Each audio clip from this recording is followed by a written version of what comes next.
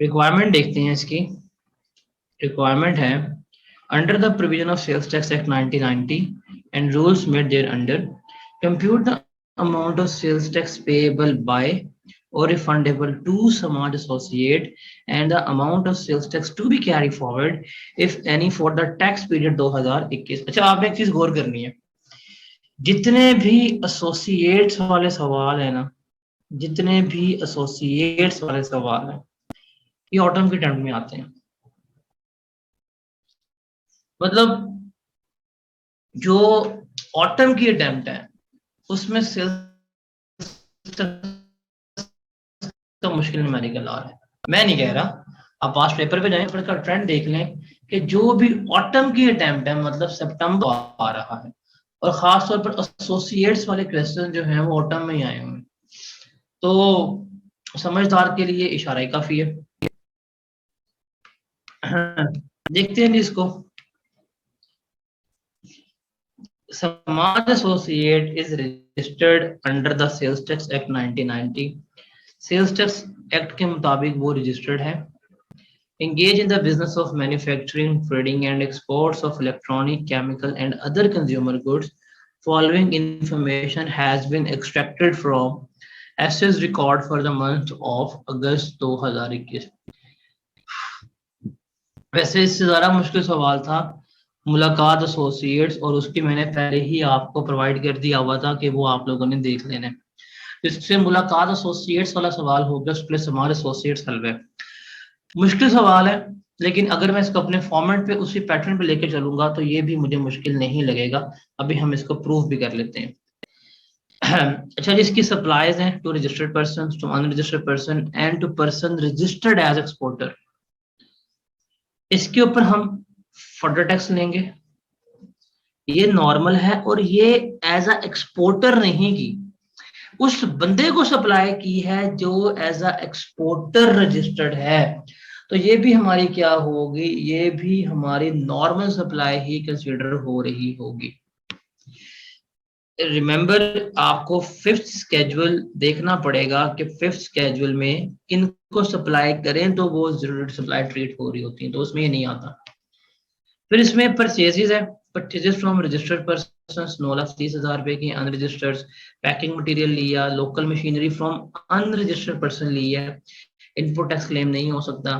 फिर imports finish goods ली हैं ये। Packaging material from registered person include material worth ₹1.5 lakh. ये जो पैकेजिंग मटेरियल है इसमें 1.5 लाख रुपया शामिल है, which was use for packing electric motor, जो इलेक्ट्रिक मोटर्स में क्या होना है, इस्तेमाल होना है।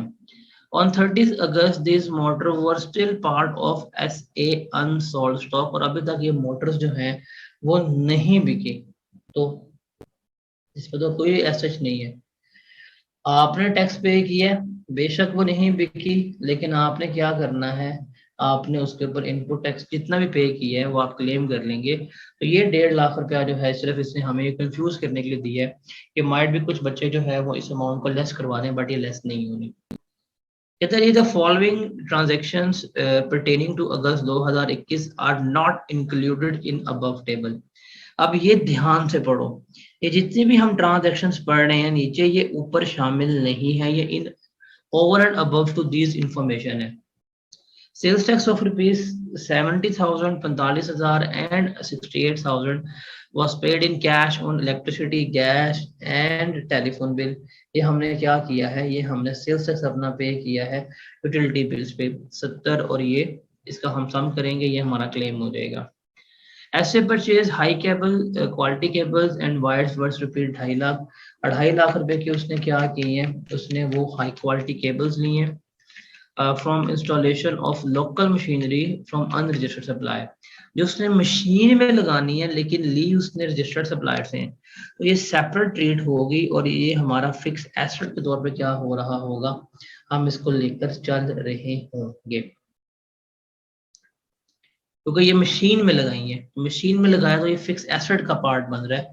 अब वो फिक्स एसेट इसने अनरजिस्टर्ड से लिया है, उसके ऊपर इनपुट टैक्स क्लेमेबल नहीं है, लेकिन ये तारे जो हैं वो इसने रजिस्टर्ड से लिए हैं, इसके ऊपर इनपुट टैक्स क्लेमेबल है। कहता है जी 3 cartons of important shampoo falling under third schedule were supplied to unregistered distributor at a price of rupees 11,000 per carton।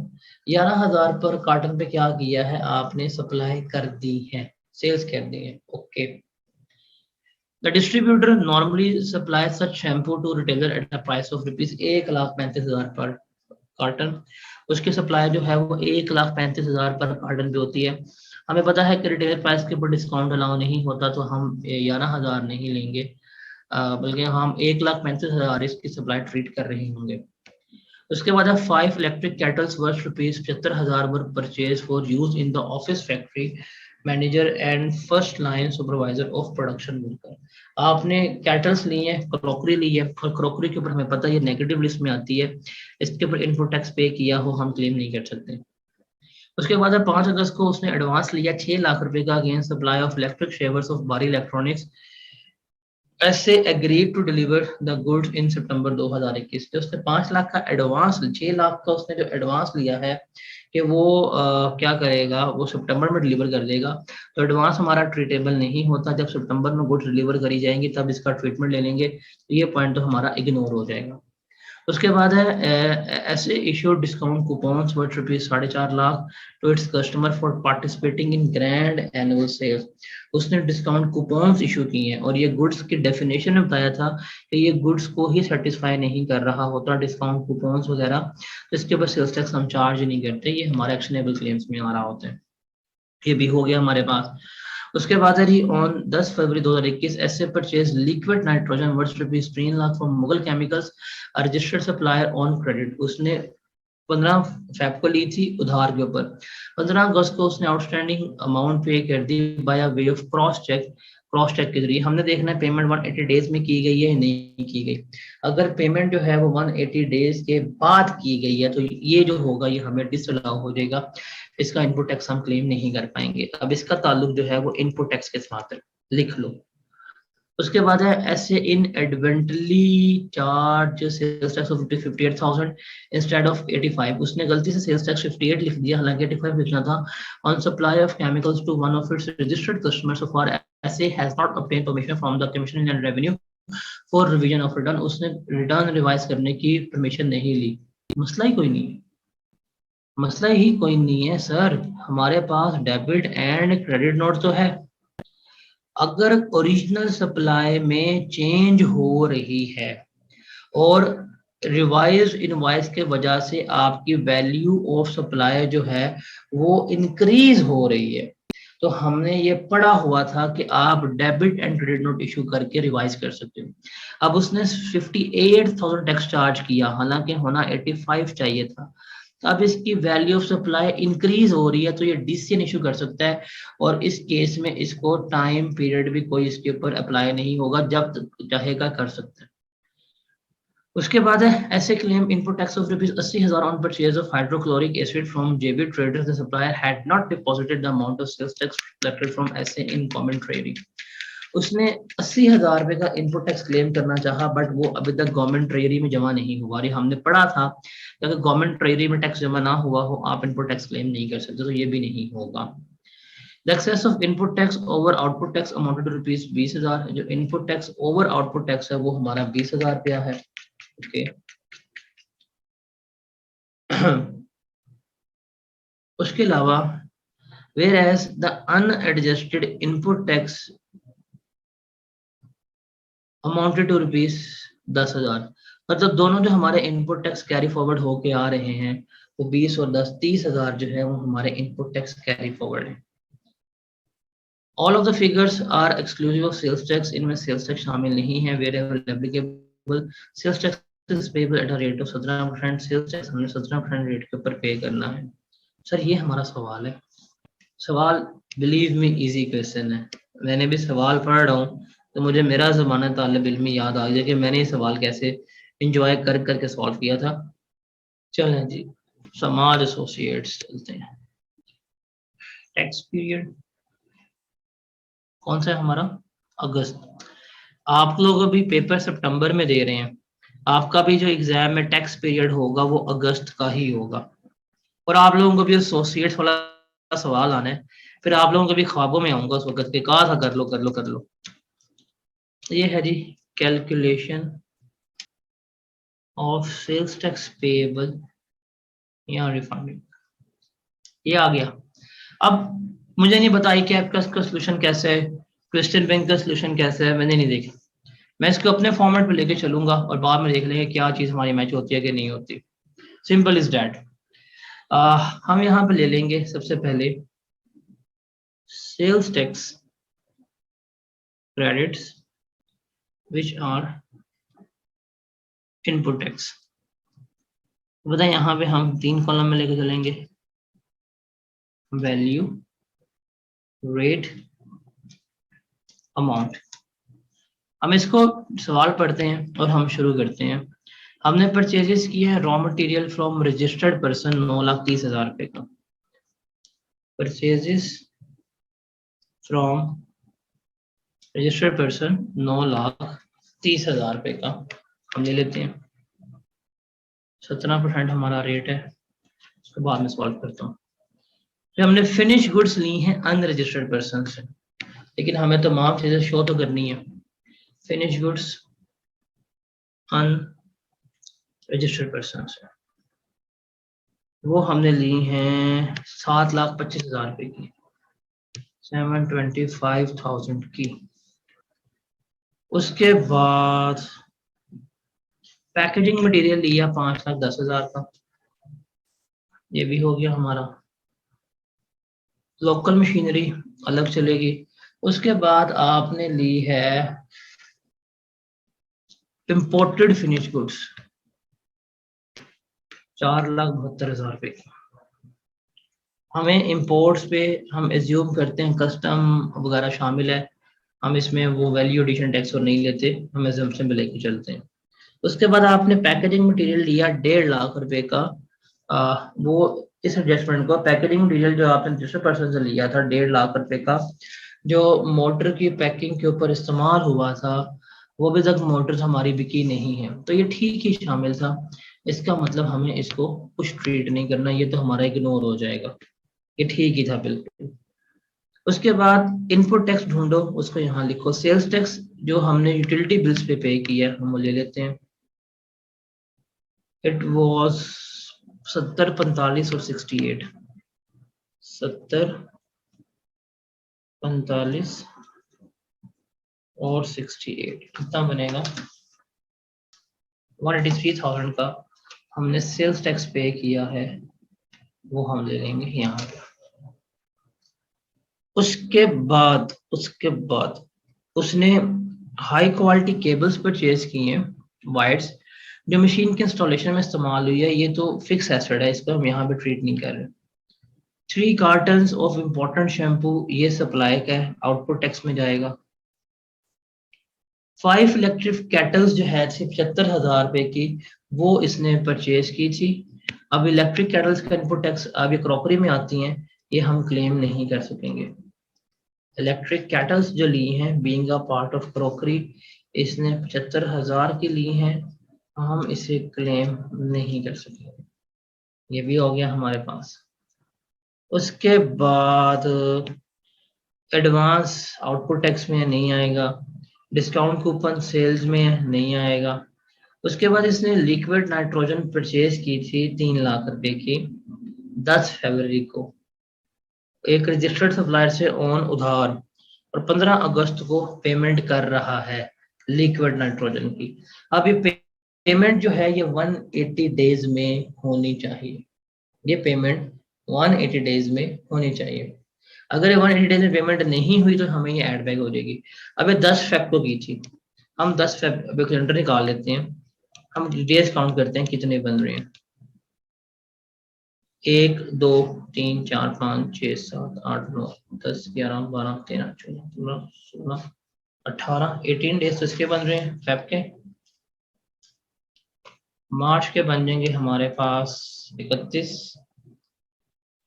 अप्रैल के बन जाएंगे हमारे पास 30, मई के बन जाएंगे हमारे पास 31, जून के बन जाएंगे हमारे पास 30, जुलाई के बन जाएंगे हमारे पास 31, और अगस्त में पेमेंट कब कर रहा है? अगस्त में इसने पेमेंट की है 15 तारीख को, तो 15 हम उसके यहाँ देते हैं। तो ये तो 183 डेज के बाद पेमेंट हो रही है, ये 183 डेज के बाद पेमेंट हो रही है। तो पेमेंट आफ्टर 180 डेज जो है वो हम क्लेम नहीं कर सकते, तो हमने हमने यहाँ पे वो कर लिया है। तो ये पेमेंट आफ्टर 180 डेज है, ये हमें डिसअलाउ हो जाएगी। पेमेंट आफ्टर 180 डेज ये हमें डिसअलाउ है, सिंपल इज दैट। इतने का लिया था हमने लिक्विड नाइट्रोजन, हमने 3 लाख का लिया था, क्योंकि हमने टाइम बार्ड कर लिया, अब ये हम क्लेम नहीं कर सकते। तो ये हमें इनपुट टैक्स यहाँ पे इनएडमिसिबल है, तो हमारा यहाँ पे क्या हो जाना है, लेस हो जाना है। तो 3 लाख का अगर मैं 17% लूँ, ये बनेगा 51,000, 51,000, ये हम लेस हो जाएगा, हमने करा दिया। उसके बाद इन एडवांटेज सेल्स टैक्स, ये आउटपुट टैक्स के बाद हो रही है, ये पॉइंट हमारा हो गया। इसने इनपुट टैक्स क्लेम किया था 80,000 रुपए का ऑन हाइड्रोक्लोरिक एसिड, जुलाई में क्लेम किया था। ध्यान से पढ़ो, आप कर रहे हो कैलकुलेशन अगस्त की। जुलाई में इसने इनपुट टैक्स क्लेम किया था 80,000 रुपए का, और अभी तक वो डिपार्टमेंट के ट्रेजरी में जमा नहीं हुआ, तो अगस्त में है, तो ये हमें डिसअलाउ हो जाएगा। टैक्स नॉट डिपॉजिटेड, ये था 80,000 का, ये हमें क्या हो जाएगा, ये हमें डिसअलाउ हो जाएगा। इसके अलावा तो और मेरे ख्याल से कोई इसमें ऐसा नहीं है। हम इसको एक बार दोबारा कंफर्म कर लेता हूँ। मेरी ये इनपुट टैक्स की एडजस्टमेंट मैंने कर ली, इसका ताल्लुक आउटपुट के साथ है। इनपुट टैक्स की एडजस्टमेंट होगी, इसका ताल्लुक आउटपुट के साथ है, इसका ताल्लुक आउटपुट के साथ है, ये भी हो गई, आउटपुट के साथ है। फिक्स एसेट्स ये भी हो गई है। इसके अलावा ये भी लिख लिया, ये भी लिख लिया, ये भी लिख लिया, इसका भी फिक्स एसेट्स है, और ये भी लिख लिया। और तो हमारे इनपुट टैक्स की कोई एडजस्टमेंट नहीं है ना। यहाँ पे आ जाएगा हमारे पास फिर कॉमन इनपुट टैक्स, कितना बनेगा अभी हम देख लेते हैं। 9,30,000 का ये बनेगा 158,100, फिर 5,10,000 का 86,700, फिर ये बनेगा 4,72,000 का 17%, 80,240। उसके अलावा तो कुछ भी नहीं है। इसको हम सॉल्व कर लेते हैं। हमारे पास कॉमन इनपुट टैक्स आ रहा है, कितना बनता है 158,100 प्लस 86,700 प्लस 80,240 प्लस 183,123, ये हो गया जी 5,60,000। इसमें से लेस करवाएंगे हम 51,000 एंड 80,000, 377,740। ये हमारा कॉमन इनपुट टैक्स आ रहा है, ये हमने लिख लिया। अब यहाँ पे ले लेंगे input tax on fix assets. अभी फिक्स एसेट्स में कहाँ गया था, हाँ, local machinery from unregistered supplier, ये इसने ली थी कितने की, 3,60,000 रुपए की। लेकिन जो कहीं अनरजिस्टर्ड से ली है, इसका तो कोई ट्रीटमेंट नहीं हो सकता, तो ये हो गई इग्नोर। फिर इसने वाइड्स लगाई हैं, वाइड्स जो है थी वो 2.5 लाख रुपए थी। इसके ऊपर हम क्या करेंगे, इसके ऊपर तो हम सेपरेट टैक्स लेके चल रहे होंगे, तो वाइड्स ले लेंगे हम।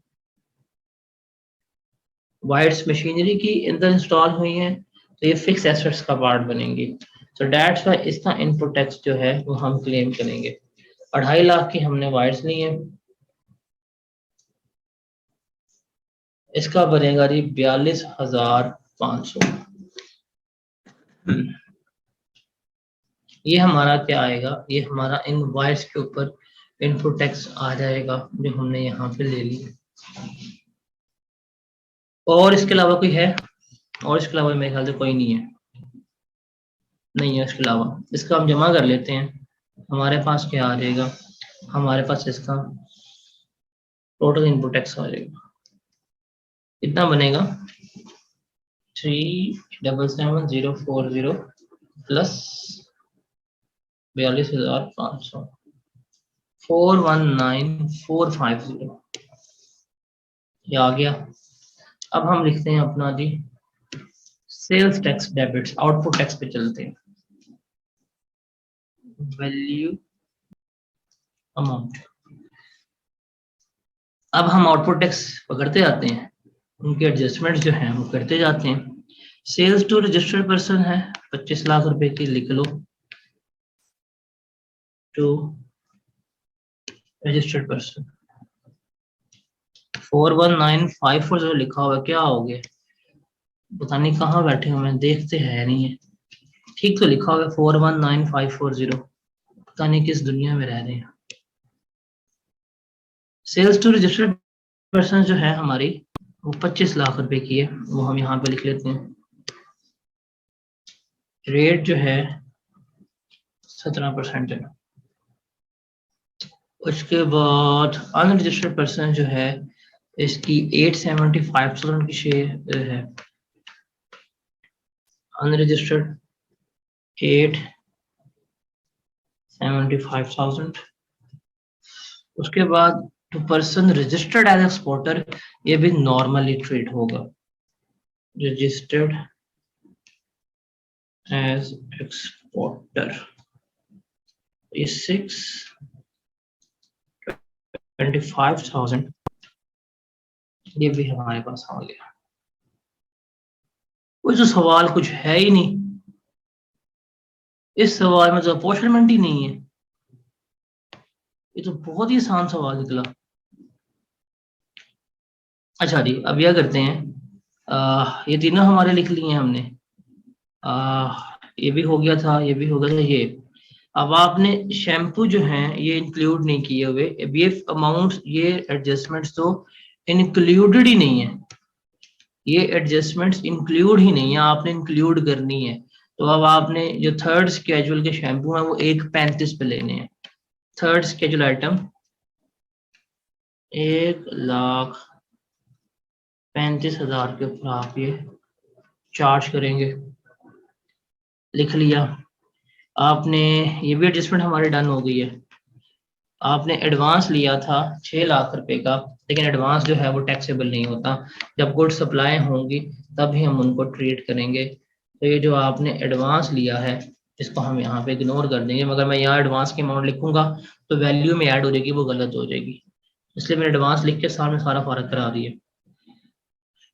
डिस्काउंट कूपन्स इशू किए हैं, डिस्काउंट कूपन्स जो है उसको हमने लेके चलना है। सर क्या हो गया, पता नहीं कहाँ रह रहे हैं, 3 कार्टन से लिखे हुए हैं, 1,35,000 का एक कार्टन है, 3 कार्टन हमारे कितने गए हैं 4,05,000, 4,05,000 लिखा हुआ है, पता नहीं कहाँ पे रहते हैं आप। डिस्काउंट कूपन्स ये भी बीच में नहीं आएंगे, सप्लाई का पार्टी बन रही, और इसके अलावा क्या रह गया,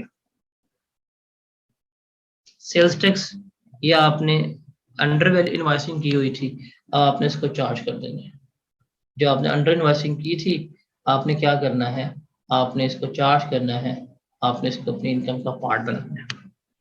तो अंडर इनवॉइस्ड कितने से किया था आपने अंडर इनवॉइस्ड, 27,000 से, और ये था सेल्स टैक्स है, तो 27,000 की तो सेल्स टैक्स की अमाउंट गिवन है, हम यहाँ पे सेल्स टैक्स की अमाउंट ही ले लेंगे। 27,000 से सेल्स टैक्स कम चार्ज किया था, 27,000 से आपने सेल्स टैक्स अपना बढ़ा दिया, तो ये हमारे पास है। और इसके अलावा क्या रह गया, और इसके अलावा तो कुछ भी नहीं रह गया, सवाल खत्म हो गया ये तो। अब इसको देख लेते हैं, 2522, 4,25,000, 875,000, 148,750, 6,25,000, 106,250, 68850। इसका जमा कर लेंगे, आपके पास टोटल आउटपुट टैक्स आ जाएगा। कितना बन रहा है आपको? ये अगर पास टोटल आपका आउटपुट टैक्स आ गया। अब हमारे पास आखिरी रह गया, हम यहाँ पे ले लेंगे आउटपुट टैक्स। ये आया जी हमारे पास 775850। कोई सेल्स रिटर्न है हमारी? कोई सेल्स रिटर्न है? सेल्स रिटर्न भी नहीं है। चलो जी कहानी खत्म। इस पे सीधा लेस करेंगे input tax. Brought forward input tax हम लेंगे, कितना आ रहा है हमारा? That was 20 and then 30,000। और हमारा input tax for the month कितना आएगा, तो हमने यहाँ पे भी कैलकुलेट किया है 419540। टोटल इनपुट टैक्स हमारा बन जाएगा 449450। और हम लेंगे, सॉरी गलत ले लिया मैंने अमाउंट, ये वाली अमाउंट नहीं आनी थी। अमाउंट आनी थी 377040। 377040 407040 और 90% ऑफ आउटपुट टैक्स 698265।